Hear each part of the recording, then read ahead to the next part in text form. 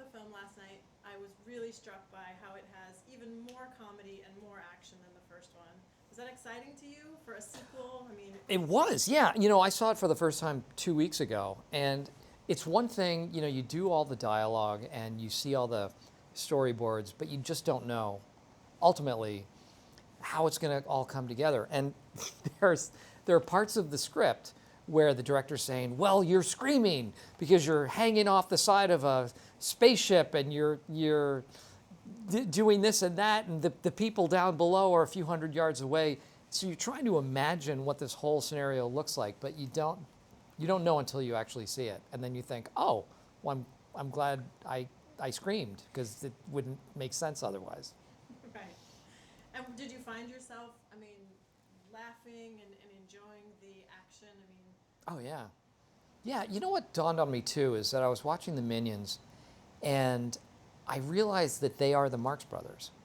They are these physical comedy geniuses. I mean, they're such a great creation. And again, the first one, I read about the Minions. I saw what they would look like, but I couldn't really put together their world, like how they would interact, how they would interact with Gru, and it's kind of remarkable that whole thing, that whole aspect of the movie, that sort of took on a life of its own. they got a lot of laughs last Oh night. my I'll tell gosh, you that. they are they're comedic relief within a comedy. They're the funniest thing. They're always funny.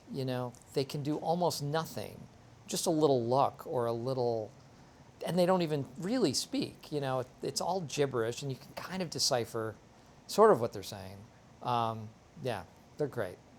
So the first time around, we saw Gru trying to be a supervillain.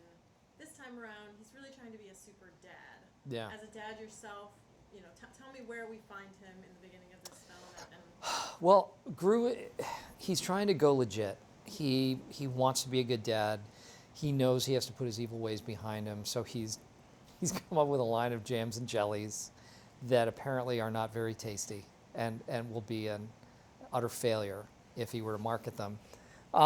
So he has a little bit of a dilemma career-wise because he can't be what he was, but he can't deny who he is.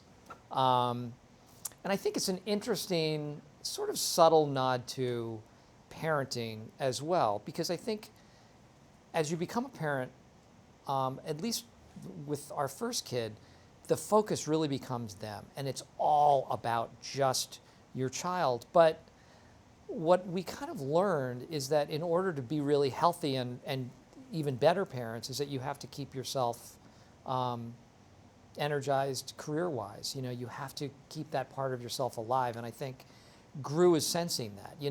He can't be a villain, but he needs to be something, and so I think that's sort of an interesting path that he takes in this movie. I love where in the beginning of the film, he dresses up as Gru Zinkerbell. Yes. Because that, to me, it sort of shows how he's willing to do anything to make sure his girls are happy and having Right. fun, and he's being like a good dad. Tell me about that scene. Yeah, I mean, it's that classic parent nightmare of wanting the birthday to be perfect, and when the entertainment doesn't show, in this case, a princess, he steps in at the last minute and takes the reins, and becomes Gru Zinkerbell for his daughter, and it is sweet, and I think parents, I certainly am willing to do anything, for the sake of my kids, and uh, even at a loss of dignity, I think, and I think most parents would do the same.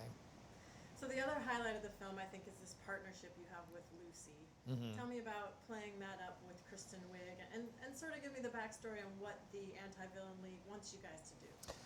Well, Lucy is a agent with the Anti-Villain League, and she recruits Gru to come in and join forces with them because they figure to bring in an ex-villain is the best way to find a current villain, because he's already in the mix. He would be better able to infiltrate and to think along the lines of a villain. So in sort of a counterintuitive way, he could be of help to them. And this works great for Gru. It's certainly better than creating jams and jellies, and because it gets him back in the game, and he can be part of all the espionage and all of the craziness that is inherent in that. So I think it's perfect. It's perfect timing for him too, because at this point all his kids want him to do is go out on dates and find them a potential mom, and that's a world that he wants nothing to do with.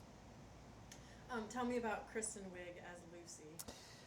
Well, Kristen Wiig, for starters, is somebody who is, in my opinion, never not good. She is always funny. She's always the best thing in anything that she does. I've been a fan since I first saw her, on SNL, and I think she's just extraordinary. And incredibly, I don't want to let this out of the bag, but a really nice person too.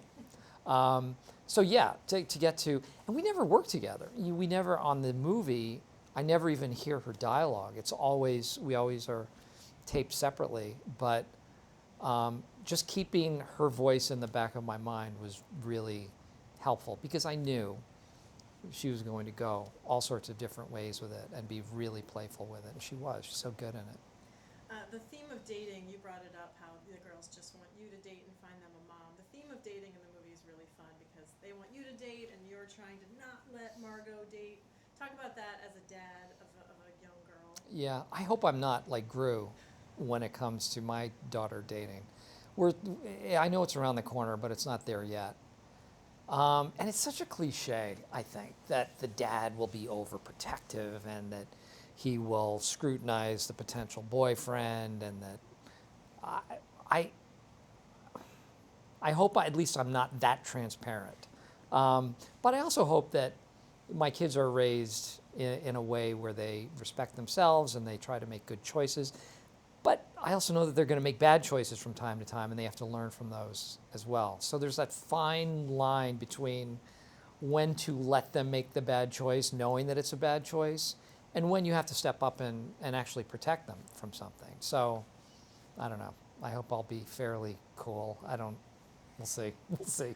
Final quick question. What are you most excited for audiences to see on the screen with this? The Minions. There's an extension to the world of Minions in this movie that I think people will love. It's kind of an unexpected twist, and it's the one thing I can't wait for my kids to see. They haven't seen it yet, but I can't wait for them to see what happens with the Minions.